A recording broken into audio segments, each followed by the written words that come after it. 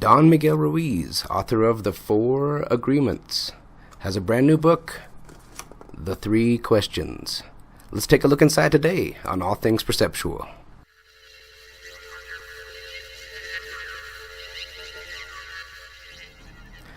This book begins with a parable about an old man in old times driving his wagon down a muddy road in a rainstorm.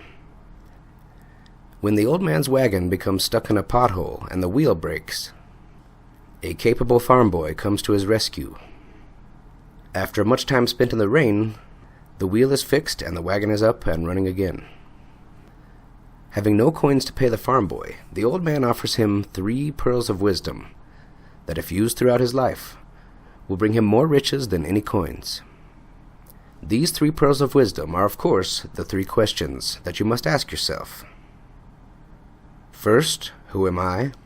Second, what is real? And third, what is love? The old man explains that you will know who you are when you see who you are not. You will know what is real when you accept what is not real. And you will know love when you realize what love is not. The first part of the book asks the question, who am I? Such a simple question may sound innocent and simplistic, but Don Miguel Ruiz dives deep into what goes into the creation of a typical human personality. From the moment we are brought into this world, we learn words and mimic how to put them together. We learn to talk to ourselves and are told how the world is, and we believe all of it. As we grew up, we developed opinions, and our opinions rule our actions in an automatic pattern. We react to situations without thought. The sad truth is that most of us are on autopilot most of the time. And you might be thinking, not me, I'm a very mindful person. I've been doing spiritual work for years. I know exactly who I am. You wouldn't be thinking that automatically, would you?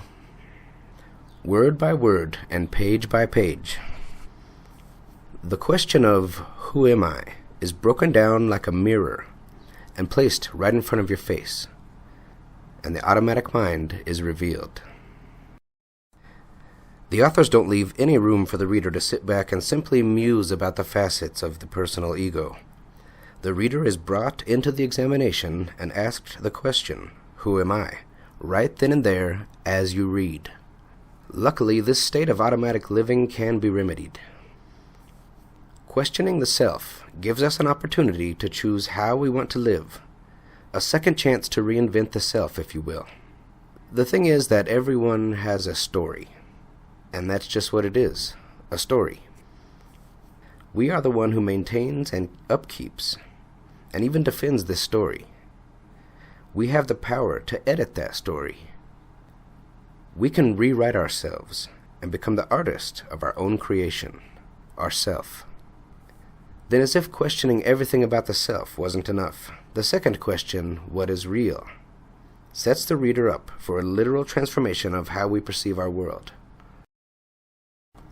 Just like it says in the book on page 88, by asking the question, what is real, we're challenging what we think we know. Nothing is quite as we imagine it. Again, think of the brain as a mirror. If our hands reached out for an image of a mirror, we would touch glass. If we tried to physically reach for thought, we couldn't. The second question points out the fact that we live in a world of rules, and that we rarely gaze beyond those rules. The book does mention that when we fall asleep, those rules become irrelevant while we're dreaming. Anything can happen in a dream.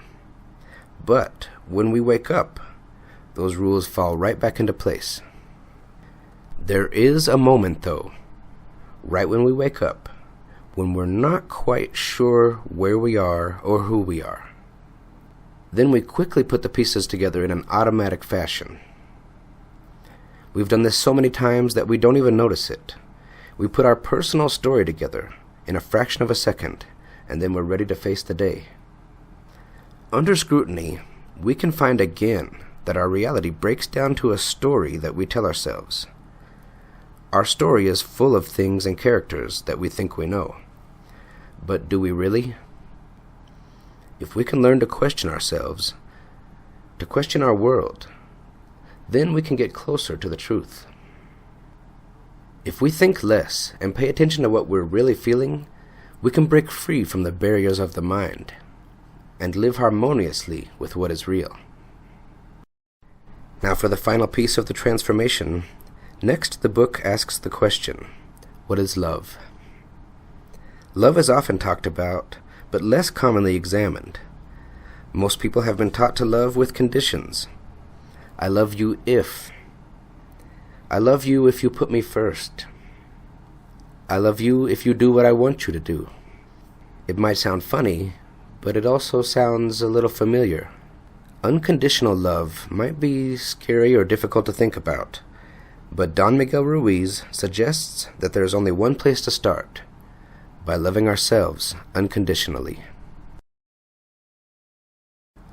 The authors of this book do point out that self-love isn't egotism.